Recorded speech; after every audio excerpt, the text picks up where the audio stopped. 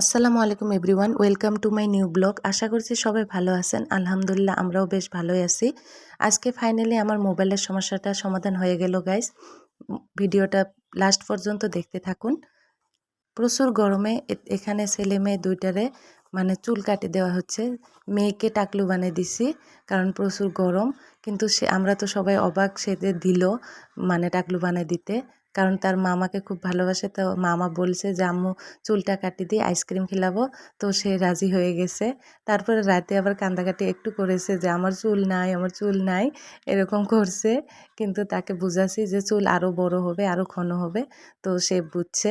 তারপর ছেলে তো দেয় না। তারপর কত বুঝাবুঝির পর ওকে একটু সাইজ করে দিছি, মানে টাকলু বানিয়ে দেয়নি, খুব সুন্দর করে কাটে দিছে। তারপর ওদেরকে গা পা ধুয়ে দিয়ে আমি এখানে একটু বাগানের কাজ করছি। মানে ভাইটাকে বলছিলাম যে আমাদের বাড়িতে ছাদ বাগান থেকে একটু এই পুদিনার পাতা গাছগুলো আনবে, তো সে আনছে। আরও কিবা ফুলের গাছ মা দিয়েছে আম্মা, তো ওগুলা আমি লাগাচ্ছি এখানে। আমার ভিডিওটা যে যেখান থেকে দেখতেছেন, দেশ বিদেশ কাছে দূরে যে যেখান থেকে দেখতেছেন, প্লিজ ভিডিওটাতে একটা লাইক দিয়ে চ্যানেলটাকে সাবস্ক্রাইব করে দিবেন। তারপর এই ফুলের গাছগুলো লাগালাম। লাগানোর পর ভাইটাকে বলছিলাম যে বাড়ি থেকে মাটি আনবে, মানে আমাদের এখানে তো পাহাড়ি জায়গা, ভালো মাটি নাই। তো সে মাটি আনছে, একটু ভালো মাটি আনছে। আমি একটা চুলাও বানাবো, দেখো ভিডিওটাতে। মেয়ের জন্য বানাবো আসলে। এই গরমে না আমারও মন চাইছিল যে চুল টুল কাটে ফেলি, কিন্তু একবার বড় হয়ে যাওয়ার পর তো আর ছোট হওয়া যায় না। আসলে ছোটোবেলাত কিন্তু খুব ভাবছিলাম যে কোন দিন বড় হব, কোন দিন বড় হব, ভাবছি বড় হলে ভালো, পড়াশোনা নাই।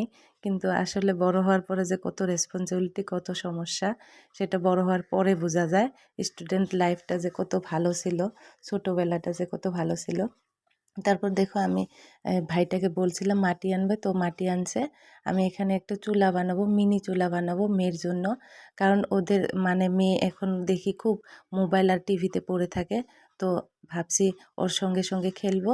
তো ও একটু মানে এই এই মানে মোবাইল আর টিভি থেকে একটু দূর হয়ে যাবে, আর এই ন্যাচারাল খেলাধুলগুলো যেগুলো আমরা করছিলাম ছোটোবেলাতে ওগুলাই করবে।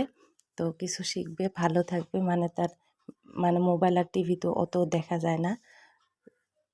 সেই জন্য চুলাটা কেমন হয়েছে গাইস বলো।